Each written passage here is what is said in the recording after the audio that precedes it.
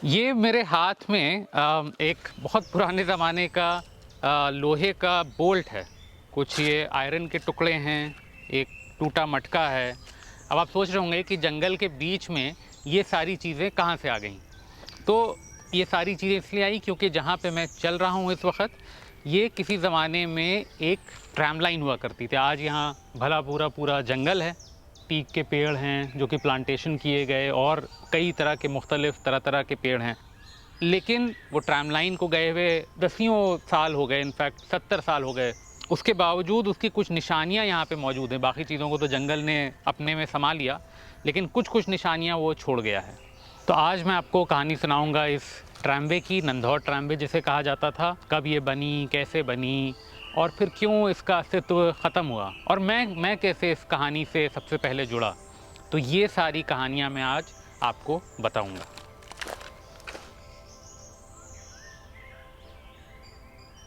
इसकी शुरुआत होती है धनतेरस के दिन 2017 में। धनतेरस, जैसा कि आप जानते हैं, हिंदू धर्म में सबसे शुभ दिनों में से होता है। और धनतेरस के दिन मैं पहली बार यहाँ नंधौर आया था। मैं यहाँ पे जब आया तो मैं चोरगलिया के रेस्ट हाउस पे रुका, और चोरगलिया पे उसके बाद मुझे मिले प्रेम मसीह जी। प्रेम मसीह जी 1996 से यहाँ नंधौर में माली के पद पे तैनात हैं। उन्होंने बहुत साल इस जंगल में बिताए हैं। तो मैंने उनसे कहा कि चलिए मसीह जी, यहाँ पे हम चल के आते हैं, वॉक करते हैं। तो मैं, मेरे पिताजी, अब्बा और प्रेम जी, हम लोग 3 लोग जो हैं वो चले चोरगलिया के रेस्ट हाउस से, और हम लोग गए इस ओर, इस जंगल से होते हुए नंधौर नदी की ओर।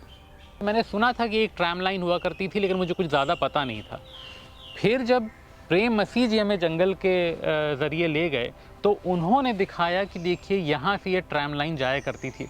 और जो आप ये पीछे मेरे ये उठा हुआ बंद नुमा स्ट्रक्चर देख रहे हैं, ये ट्रैम लाइन की लाइन थी। आप देखेंगे कि दोनों तरफ मिट्टी जो है वो ज़मीन समतल है, और बीच में, जैसे अंग्रेज़ी में कहते हैं एम्बैंकमेंट, इस तरह के एम्बैंकमेंट बीच में पूरे जंगल में जाता है, और इस पर कभी ट्रैम लाइन चला करती थी।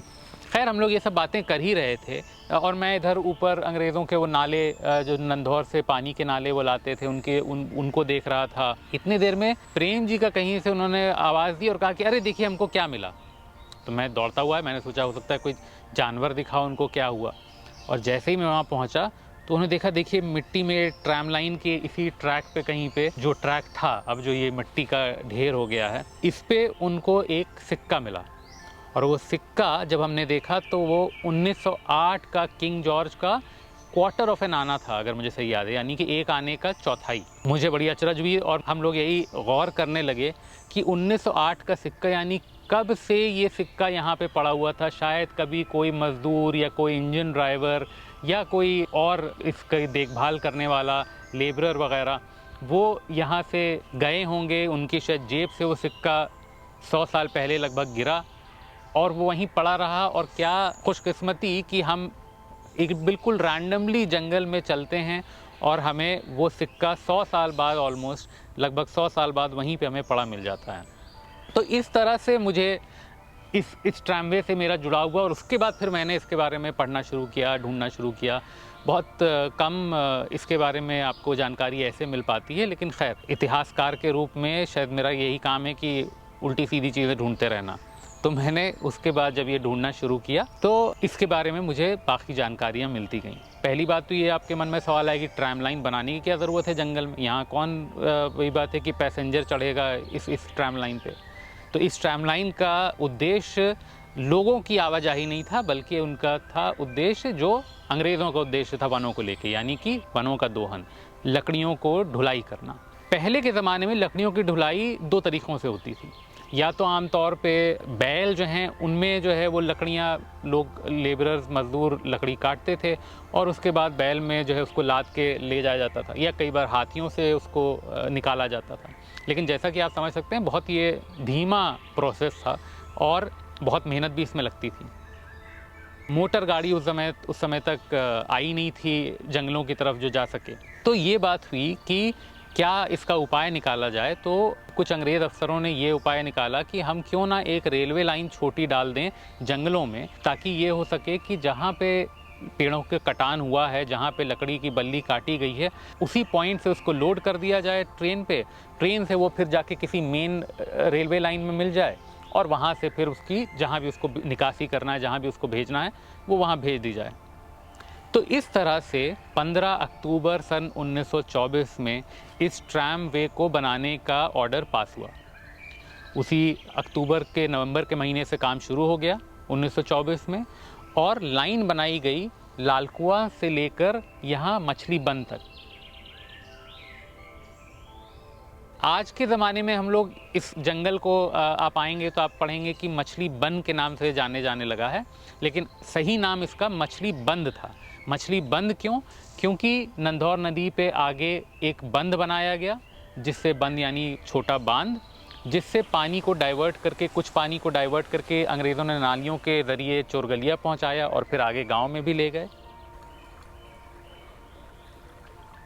और जहां वो बंद बना वहाँ पे बहुत महासीर मछलियाँ पाई जाती थीं, जिसका जिक्र अंग्रेज़ खूब करते हैं कि ये नदी महासीर मछलियाँ पकड़ने के लिए बहुत अच्छा है, और वो ख़ास करके उस बंद के पास। तो इसीलिए उस जगह का नाम पड़ गया मछली बंद। धीरे धीरे समय बीतता गया, यहाँ इतना अच्छा जंगल है तो नाम मछली बंद से मछली बन हो गया, मछली जंगल हो गया। तो मछली बंद एक टर्मिनस पॉइंट था, वहाँ पे लाइन ख़त्म होती थी नंधौर नदी के किनारे, और दूसरा एंड इसका था लालकुआं स्टेशन। मैंने बताया कि यदि आप कभी दिल्ली से काठगोदाम आएंगे तो लालकुआं एक छोटा सा स्टेशन पड़ता है रास्ते में। ये पूरी लाइन लगभग 15.5 मील की थी। 15.5 मील की लाइन बनाने में कितना खर्चा आया? उस ज़माने के 1,81,000 रुपये। पहले फेज़ में 12.5 मील की लाइन बनाई गई नवंबर 1924 से लेके अप्रैल 25 तक, और दूसरे फेज़ में लाइन बनाई गई अगले सर्दियों के मौसम में, यानी कि 1925 और 1926 के ठंड में, और ये पूरी लाइन कंप्लीट की गई। आज इसकी एक ही निशानी जो आपको दिखेगी, अगर आप कभी हल्द्वानी में उत्तराखंड फॉरेस्ट ट्रेनिंग अकेडमी जाएंगे तो वहाँ आपको ये ट्रैमवे का इंजन दिखेगा। वो ट्रैमवे का इंजन, मुझे जहाँ तक पता है, लालकुआं से वो वहाँ पे कंडेम्ड पड़ा हुआ था, वहाँ से उसको फिर किसी अच्छे ख्याल करने वाले अफसर ने उसको वहाँ से लाके यहाँ अकेडमी में रखवा दिया एक धरोहर के तौर पे। लेकिन वो अकेला इंजन नहीं था, असल में इस ट्रैम लाइन पे 3 इंजन चला करते थे। 40 हॉर्स पावर का एक इंजन ख़रीदा गया 1925 में ही, जब पहला फेज़ लाइन का कंप्लीट हुआ। फिर 1926 में एक और 40 हॉर्स पावर का इंजन ख़रीदा गया, और उसके बाद 60 हॉर्स पावर का तीसरा इंजन 1930 में ख़रीदा गया। और बोगियों के नाम पे, तो बोगियाँ कहाँ से आईं? तो बोगियाँ एक तो आई कुछ नेपाल से, कुछ बोगियाँ आई शारदा ट्रैमवे से। तो जैसा मैंने बताया कि यहाँ एक ट्रैमवे था, इसी प्रकार शारदा नदी पे, जो कि थोड़ी दूर पे है, वहाँ पे एक और ट्रैम लाइन बनाई गई थी इसी उद्देश्य से। वो भी लगभग सेम समय पे बनाई गई थी 1924-25 के आसपास, लेकिन वो ट्रैमवे चल नहीं पाई, क्योंकि पाया ये गया, एक तो बहुत मुश्किल वो टेरेन है, पहाड़, नदी, नाले, और बहुत अंग्रेज़ी में जिसका शब्द होता है प्रेसिपिटस, यानी कि बहुत खड़े चट्टान वाले पहाड़, तो उनमें भूस्खलन होने का, लैंडस्लाइड होने का बहुत ख़तरा रहता था। और इसी वजह से अंग्रेज़ों ने ये पाया कि वो हर साल लाइन बनाते थे और उसके अगले साल भूस्खलन होता था, पत्थर गिरते थे, बाढ़ आती थी, तो उनके जो भी लाइन वो बनाते थे वो टूट जाती थी। और उन्होंने ये पाया कि जितना वो ख़र्चा लाइन को मेंटेन करने में कर रहे थे, उससे कम उनकी कमाई हो रही थी, तो लॉस मेकिंग था वो। तो उन्होंने उस लाइन को बंद कर दिया, और वहाँ से जो पटरियाँ उखाड़ी गई उनको ला के यहाँ पर डाला गया। तो इस प्रकार ये पूरा सिस्टम चलता था। अब आप सोचेंगे इसको कंट्रोल कौन करता था? तो इसको रेलवे के लोग कंट्रोल नहीं करते थे, इसको वन विभाग ही कंट्रोल करता था। वन विभाग के डीएफओ जो होते थे हल्द्वानी के, वो इसके कंट्रोलिंग ऑफिसर होते थे इस पूरी रेलवे लाइन के, और उनके असिस्टेंट कुछ हुआ करते थे, क्लर्क हुआ करते थे, जो सिर्फ जिनका काम रेलवे लाइन देखना था। और रेलवे लाइन ये सिर्फ अक्टूबर से लेकर जून तक काम करती थी, क्योंकि उसके बाद बरसात का मौसम आ जाता था, और उस समय इतने जंगल में नदी नाले होते थे कि बाढ़ आती थी कि उसमें उस समय लाइन को चलाना पॉसिबल नहीं होता था। तो अक्टूबर से जून के लिए हर साल टेम्प्रेरी स्टाफ हायर होता था, जिसमें ट्रेन के इंजन ड्राइवर, वॉशरमैन, पानी भरने वाला, कोयला डालने वाला, लाइन को मेंटेन करने वाला, ऐसा बहुत सारा टेम्प्रेरी स्टाफ होता था। अब एक आपके मन में ख्याल आ सकता है, क्योंकि आप अगर जो लोग हल्द्वानी के ज्योग्राफी से परिचित हैं तो उनको उनके मन में ये सवाल आ सकता है कि यहाँ का भूगोल तो इस तरह का है कि दो बीच में बड़ी नदियाँ पड़ती हैं, एक गौला नदी और दूसरी पड़ती है सूखी नदी, और कई छोटे नाले भी पड़ते हैं। तो इन नदियों को कैसे पार करते थे, क्योंकि आज कोई भी अगर आप देखेंगे इन नदियों पे तो कोई निशानात नहीं है इस रेलवे के उस नदियों पे। तो उसका कारण ये था कि अंग्रेज़ लिखते हैं कि ये स्कीम जब शुरू में बनाई गई तो सिर्फ 8 वर्षों के लिए बनाई गई थी, और उन्होंने उस समय ये सोचा कि यदि हम पक्के ब्रिज बनाने लगे जैसे रेलवे बनाता है अपनी मेन ट्रेनों के लिए, तो हमारा ख़र्चा बहुत ज़्यादा बढ़ जाएगा।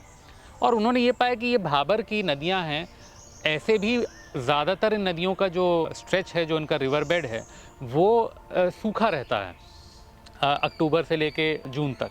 तो ये सूखे जो हिस्से होते थे उस पर मिट्टी से एम्बैंकमेंट बना देते थे, यानी कि आप कहिए एक तरह के बांध बना देते थे मिट्टी से, और जहाँ पे पानी बहता था, आज भी हम लोग की भारतीय सेना उसको कई जगहों पे जब आपदा आती है तो बनाती है, पियर ब्रिजेस बनाते थे, यानी कि टेम्प्रेरी ब्रिजेस, और उन टेम्प्रेरी ब्रिजेस को बनाया जाता था, उस पर ट्रेन चलाई जाती थी। फिर जब बाढ़ आती थी तो वो ब्रिज को हटा दिया जाता था और बाढ़ में वो एम्बैंकमेंट वगैरह सब बह जाता था, अगले साल फिर से उसको कंस्ट्रक्ट किया जाता था, फिर से उसे बनाया जाता था। तो इसीलिए जब ये रेलवे लाइन ख़त्म हुई तो इसके कोई अवशेष नदियों पर नहीं दिखाई देते हैं। उसके बाद ये रेलवे लाइन 1924 से जब शुरू हुई, आखिर के 1924 से इस पर काम शुरू हुआ, और ये लगभग 1900 आज़ादी तक ये चलती रही। उस ज़माने में आप ये सोचिए कि ये ट्रैम लाइन इतनी फ़ायदेमंद साबित हुई वन विभाग के लिए कि वो लिखते हैं कि हर साल 32,500 रुपये का वो उससे प्रॉफिट पाते थे, उससे मुनाफा पाते थे। इसमें एक और मज़ेदार चीज़ है, पेड़ों की कटान का सिस्टम ये होता है कि हर कुछ साल पे जंगल को रोटेशन में काटा जाता है। आपने जैसे मान लीजिए ये मेरे पीछे पेड़ हैं, ये सागवान के पेड़ हैं। सागवान के पेड़ यहाँ नहीं पाए जाते हैं, ये लगाए गए हैं लकड़ी टिम्बर के लिए, तो ये भी शायद अब काटे जाएंगे, इन पे छपान हुई है। मान लीजिए कि जब इसकी कटाई होगी तो अब जो नए पेड़ लगेंगे उनको उगने में 25-30 साल 40 साल लगेगा। पहले जब अंग्रेज़ कटाई करते थे तो उनके साथ भी ये दिक्कत आती थी। मान लीजिए उन्होंने मछली बंद में उन्होंने जंगल को काटा, यहाँ से लकड़ी की ढुलाई हुई, वो लाल कुआं चली गई। अब रेलवे लाइन का क्या करें, क्योंकि जंगल तो कट गया। तो क्योंकि ये रेलवे लाइन इतना मनूवरेबल था, मनूवरेबल का मतलब इतनी आसानी से इसको इधर उधर किया जा सकता था, तो जिस जंगल में कटान हो रही होती थी उसको वहाँ ले जाया जाता था, यानी कि इसको यहाँ से लाइनों को उठा के दूसरी तरफ लाइनों को डाइवर्ट कर दिया जाता था। तो इस तरह से आप पाएंगे कि बीच में कुछ समय के लिए जंगल ये रेलवे लाइन लाल कुआं से सेला की तरफ चली गई, फिर वो कहीं जो है वो होरई की तरफ चली गई, और फिर जब यहाँ पे जंगल 15 साल बाद रेडी हो गया, काटने लायक हो गया, 20 साल बाद जितना भी समय था, तो फिर से वापस चोरगलिया से होते हुए रेलवे लाइन को वो यहाँ पे ले आए। कभी कभार लोग भी इस रेलवे लाइन पे चल लिया करते थे। यदि आप जौलासार वाली कहानी सुनेंगे तो उसमें आप पाएंगे कि एक पार्टी का जिक्र होता है, और उस पार्टी में चोरगलिया की इस नंदौर ट्रैमवे रेलवे लाइन का जिक्र आता है। अब वो कहानी क्या थी, वो एक अलग कहानी है।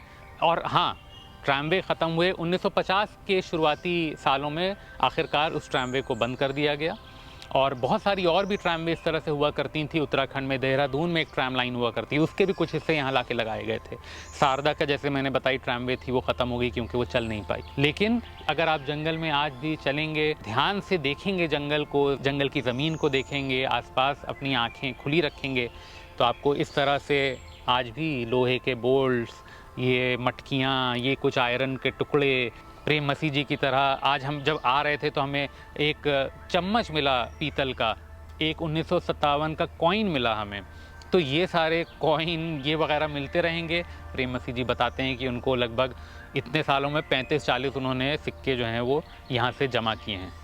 तो आप अगर कभी आएंगे, ये ट्रेल है यहाँ पे, वॉकिंग ट्रेल है, आप आ सकते हैं इस जगह पे, और आप आएंगे तो अपनी आँखें खुली रखिएगा, क्या पता आपको भी कोई पुराना सिक्का मिल जाए। शुक्रिया।